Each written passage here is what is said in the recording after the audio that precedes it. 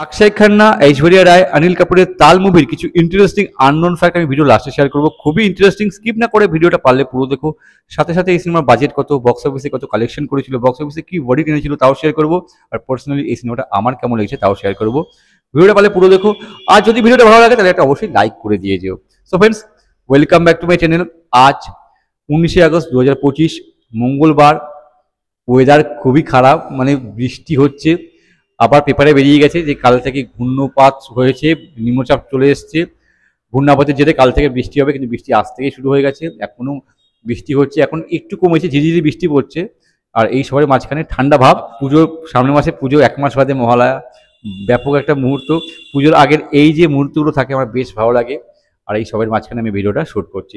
So friends, তাল আজ থেকে 26 বছর আগে 1999 সালের 13ই আগস্ট রিলিজ করেছিল। লিড রোলে ছিল অক্ষয় খান্না, ঐশ্বরিয়া রায়, অনিল কাপুর, অমরিশ পুরী, আলোক নাথ, জীবিতা শর্মা, সুপ্রিয়া কার্নিক, সুষমা সেট, আরও অনেকে ছিল। তাল একটা musical romantic drama movie. Writer, producer ও ডাইরেক্টর ছিল সুভাষ গাই, মিউজিক দিয়েছিল এআর রহমান, গান লিখেছিল আনন্দ বাক্সি। এবার যদি বাজেট আর বক্স অফিস নিয়ে আলোচনা করি, তালের বাজেট ছিল 13 কোটি, আর ওপেনিং ডেটে কালেকশন করেছিল 80 লাখ, আর প্রথম সপ্তাহে শেষে কালেকশন ছিল 5 কোটি 6 লাখ। আর এই মুভিটার overall net India life time collection ছিল 21 কোটি 50 লাখ, বক্স অফিসে হিট হয়েছিল। স্ক্রিনশট দেওয়া আছে, পজ করে তোমরা ডেটা চেক করতে পারো। এবার যদি আমার পার্সোনাল রিভিউ শেয়ার করি, আমার তো সিনেমাটা ব্যাপক লেগেছে। খুব ভালো একটা সিনেমা, আমার খুব ভালো লাগে। অনেকবার দেখেছি, আর সুযোগ পেলে দেখি। আমার খুব পছন্দের সিনেমা বলতে পারো। যে জার্নিটা আছে সিনেমাতে, টোটালি জার্নিটা আছে আমার এত সুন্দর লাগে। মানে অক্ষয় খান্না যখন হিল স্টেশনে আসে, চাম্বাতে আসে, সে ঐশ্বরিয়ার সাথে দেখা হয়, ভালোবাসা হয়, সেই মুহূর্তগুলো। মানে অক্ষয় খান্না হচ্ছে বড় লোকের ছেলে, প্রচুর বিশাল কোটিপতি বিজনেসম্যান অমরিশ পুরী তার ছেলে। এবার তারা জয়েন্ট ফ্যামিলি, তারা ওখানে গ্রামে আসে। আর এখানে ঐশ্বরিয়ার বাবা হচ্ছে ওই চাম্বার মানে বিখ্যাত একজন গায়ক, ফোক গায়ক, ফোক সঙ্গীত গায়ক। মানে ওদের কাছে অক্ষয় খান্নাদের কাছে হ্যাসিয়াতে কিছুই না। কিন্তু এই সূত্রে যখন নাকি অমরিশ পুরী তার ফ্যামিলি নিয়ে ওখানে আসে, অক্ষয় খান্নাও আসে ওই হিল স্টেশনে, ঐশ্বরিয়ার সাথে অক্ষয় খান্না ভালোবাসা হয়ে যায়।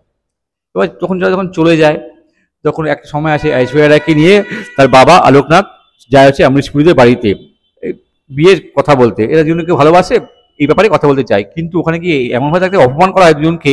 অপমানিত ও যখন চলে যায়, তখনই পথে দেখা হয় অনিল কাপুরের সাথে। অনিল কাপুর হচ্ছে ডুপ্লিকেট, মানে রিমিক্স করে বিশাল নাম করেছে, ঠিক আছে।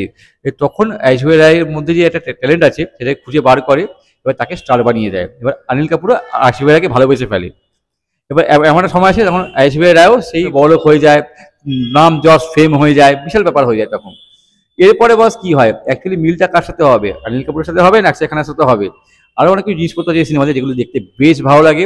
তো ওভারঅল খুব ভালো একটা সিনেমা।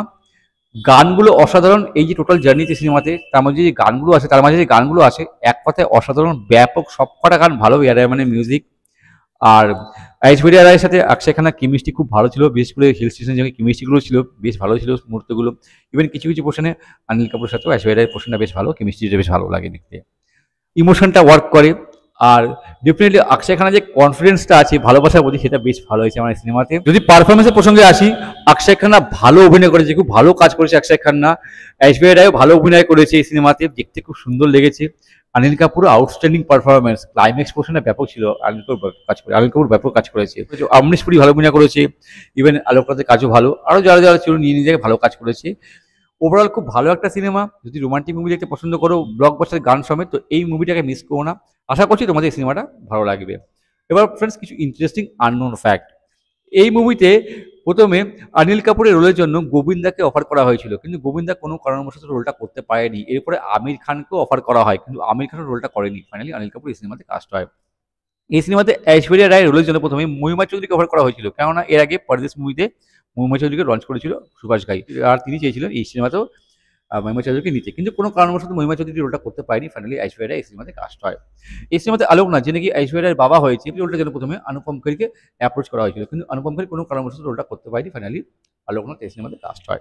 যে গানগুলো ছিল ওই সময় এত পপুলার হয়েছিল, আর এই সিনেমাটা সাকসেসের পেছনে এই সিনেমার গানগুলো অনেক বড় হাত ছিল। মানে এই গানগুলো শুনবার জন্য, বড় পর্দায় দেখবার জন্য লোকে আরও দেখতে যায় সিনেমাটাকে। ডেফিনেটলি সিনেমাটা ভালো হয়েছে, তবুও এই সিনেমাটা যে গানগুলো ছিল এই সিনেমাটা মার্কেটিং এর কাজ করে দেয়। সো ফ্রেন্ডস, যদি ভিডিওটা ভালো লাগে তাহলে লাইক করো, শেয়ার করো, চ্যানেলে নতুন লোককে সাবস্ক্রাইব করতে পারো। যদি কোনো সিনেমা সম্পর্কে জানতে চাও তো আমায় কমেন্ট করে পাঠাও, আমি চেষ্টা করবো সেই সিনেমা সম্পর্কে ভিডিও বানাবার আর তোমাদের সকলের সাথে শেয়ার করবার জন্য। ততক্ষণের জন্য বিরতি নেবো, তোমরা প্রত্যেকে ভালো থাকো, tata bye, Jai Hind, take care and stay cool man. আর এই বইটা পারলে অবশ্যই দেখো, ভালো লাগবে।